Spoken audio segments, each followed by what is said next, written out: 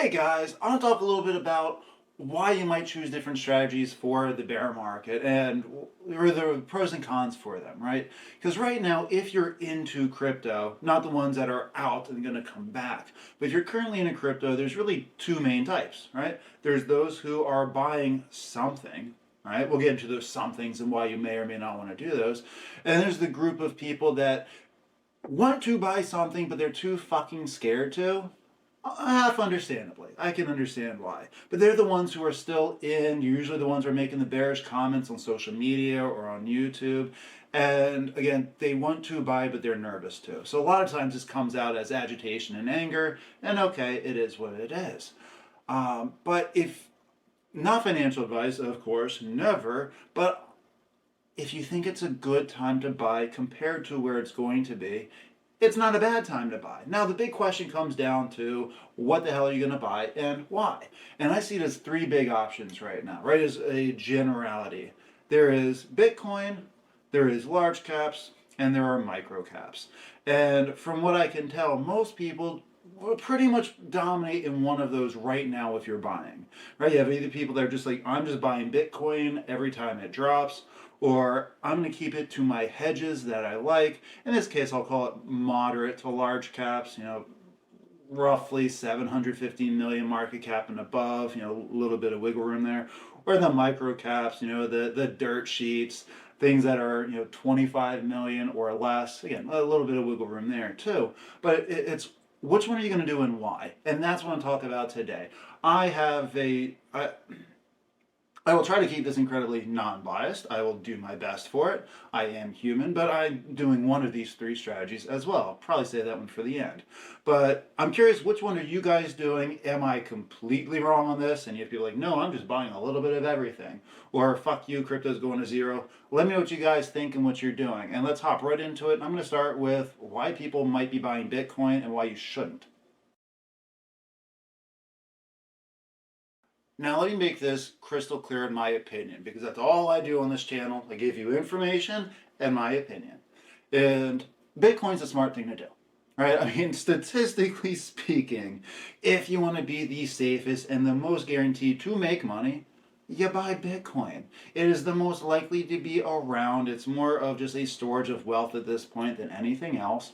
And that's perfectly fine. If you're not here to try to make money overnight, it's probably an option for you, right? And though I'm not a Bitcoin buyer, I'm definitely a little bit more on the side of, personally, I don't have to make my money right now or today. I care about, am I going to have more money down the road?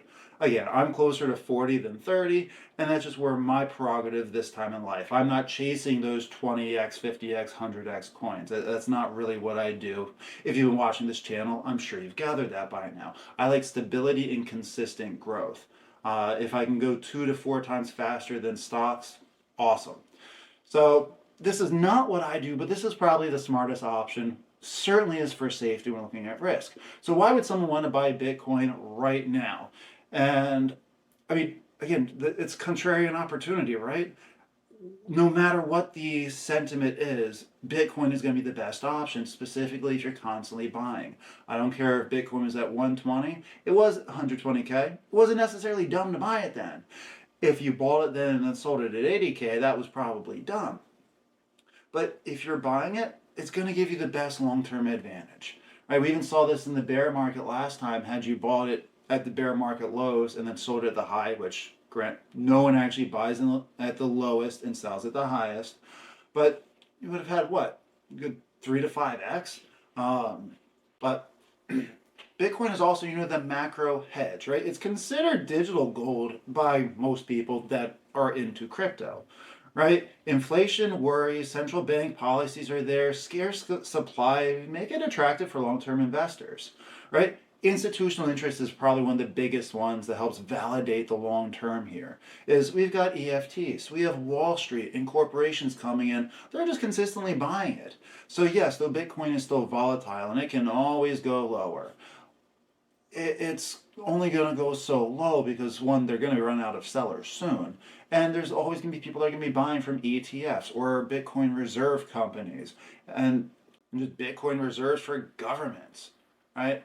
they've also have the proven network and liquidity, right? I mean, you can buy, sell, scale in and out, and you never have to worry. There's never been a time in the last at least 8 years where you go to sell Bitcoin, there just isn't enough liquidity in there. That's happened with a lot of large caps, specifically at the tops of bull runs.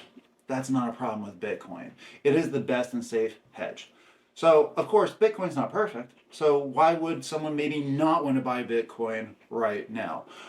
The most obvious answer, I think, is well, if you just have different strategies. Okay, cool. We'll hit those other two in a few moments. A lot of people can worry about, well, what if Bitcoin goes down lower? I would rather buy it lower. I don't actually like or get that philosophy, but I can understand the train of thought. Specifically, if you see things like tech stocks go down, they tend to go in the same line. So if you're worried about getting the lowest point of Bitcoin, if that's your care, your concern, then okay, maybe right now is not a good time for it. Opportunity cost. We don't know how long we're going to be into this bear market, right? There might be better avenues to put your money in right now than Bitcoin outside of crypto, right?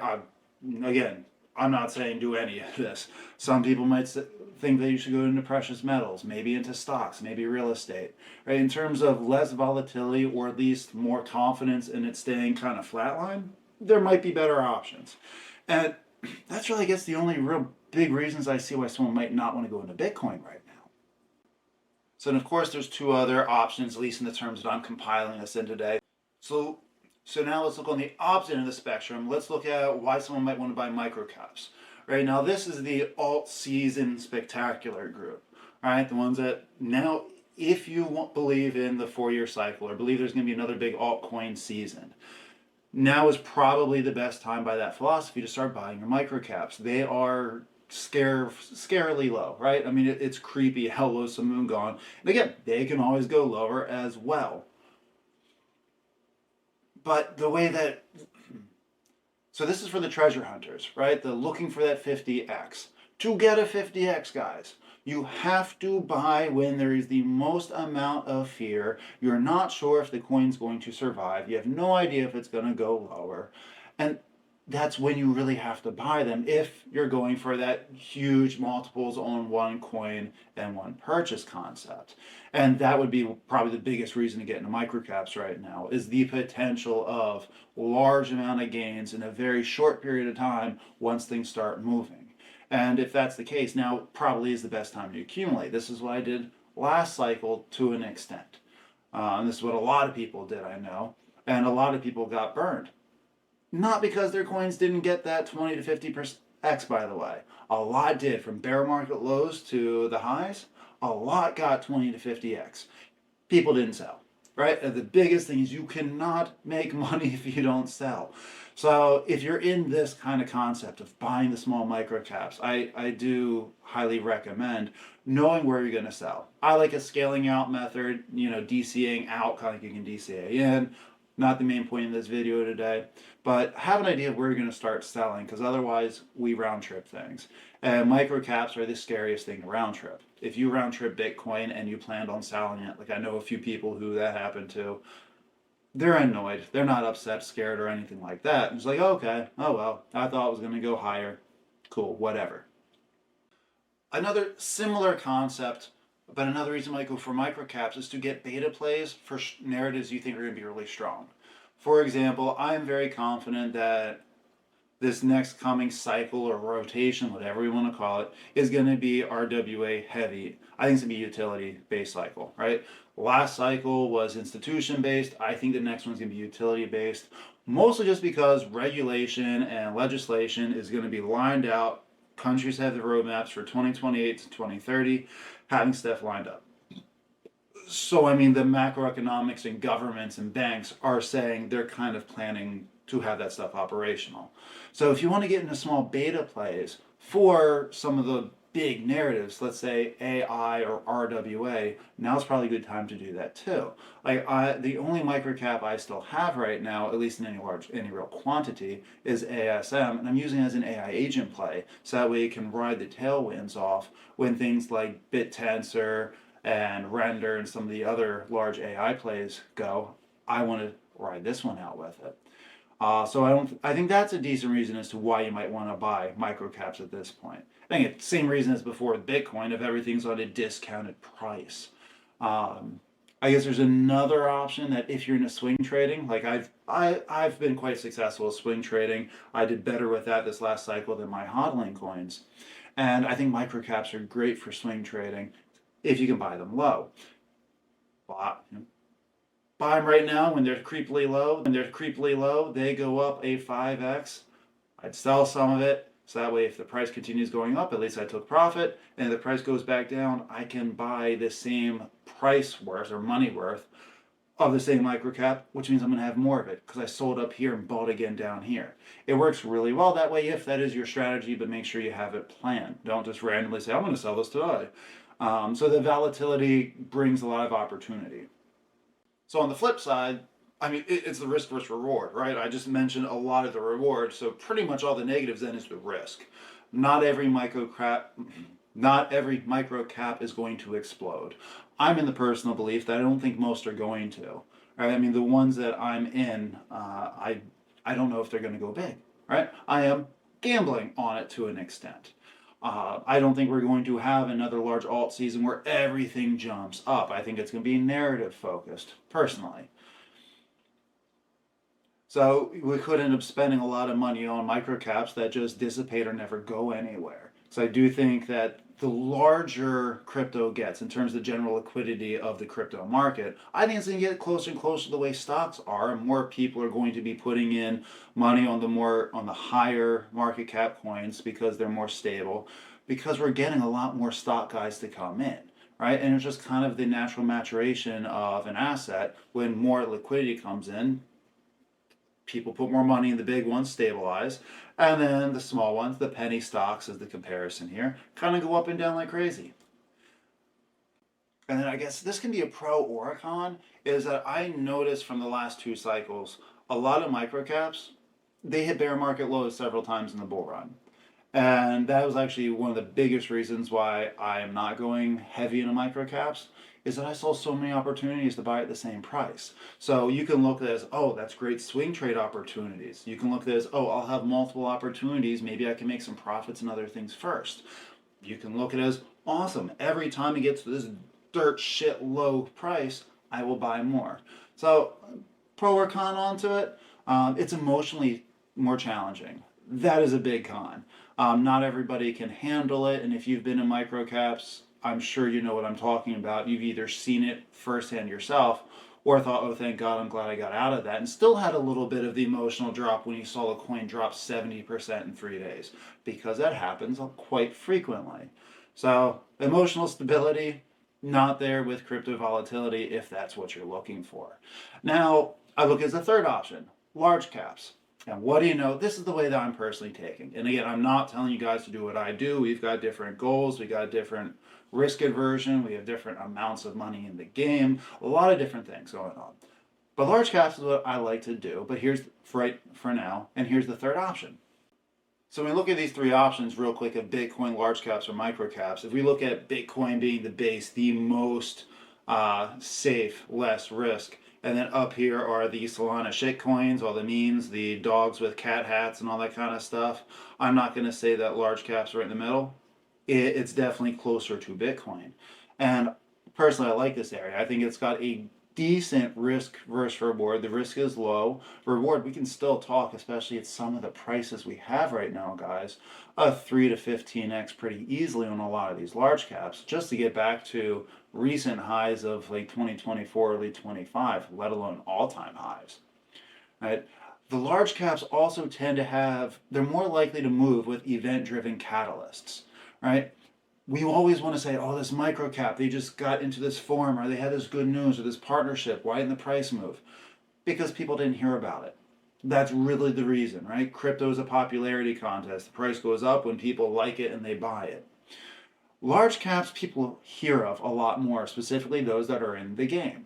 Like, I don't own XRP. But when something big happens about XRP, I hear about it, right? And then maybe I hop in and go for it just to get a quick little swing. Another example, render, right? I know RenderCon is coming up. I'm playing with the idea of popping in a short-term position in render because I think that the price is going to go up as it gets closer to RenderCon. I don't know if it's going to go up 20% or 200%, but I'm looking at the idea of doing a swing because I see it as a catalyst. Large caps are more likely to have those.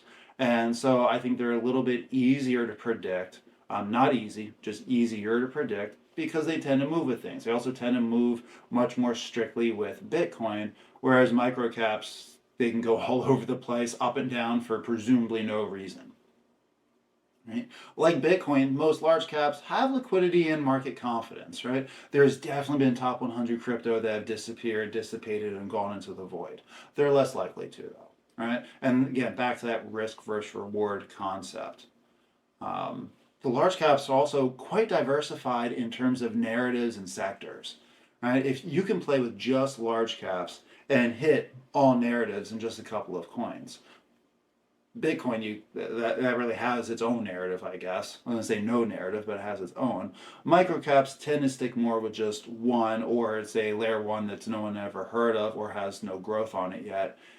And we just talk about how great the tech is. I think I just described like 5 coins that if I say by name would piss people off. But regardless, right?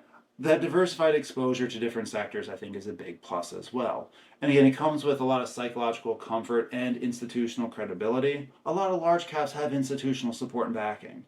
Right? Ondo with BlackRock, Hbar with the entire fucking governing council. We can look at XRP, Chainlink, Quant with different banks and pilot studies. Right? I mean, they've got the backing to where they're not going to go to, they're likely not going to go to zero anytime soon. So again, personally, this is where I like to sit. Now, what's the negatives on it? Because of course there's negatives, right? One is a lot of them have the tendency of being stable coins, not like an actual stable coin, but stable in price. And that drives people nuts. I see that as accumulation time, which is pretty cool, right there with Quant right now. But for people that like to see price move, that can get quite daunting. I think sometimes people like memes of microcaps because they can see this and in their mind or their perspective, shit's happening. You might not get that with large caps. And it tends to move slower in one direction or another until huge boosts. You know, like Bitcoin tends to move pretty favorably because people know about, they buy and sell pretty regularly. A lot of large caps are a lot more of people that are just holding on to it. They have more of a community, so they can get this little idea of being boring. And I've heard that with most crypto that I'm interested in, to be completely honest.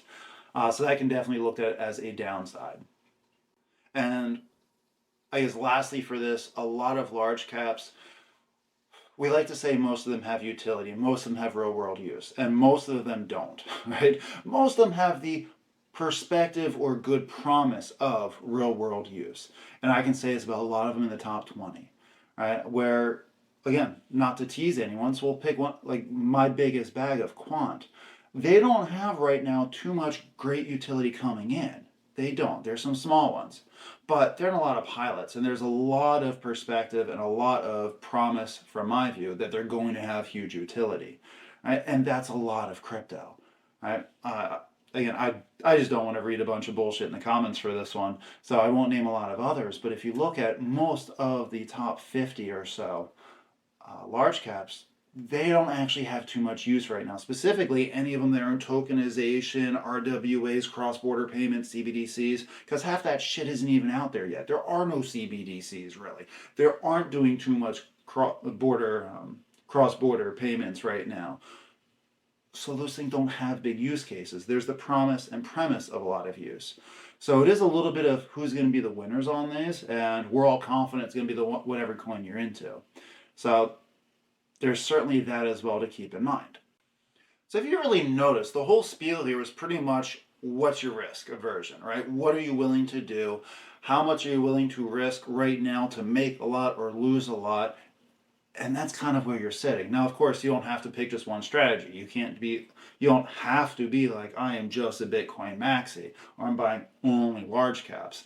You can vary it for sure, but I feel like most people are kind of in one of those three categories right now. I recently did a de-risking, as I was planning to do since like November, I think it was, stating in February, the third week, if nothing really booms by then for an alt season or a big relief rally, I was going to get rid of almost all my micro caps and put them in large caps. And that's exactly what I did.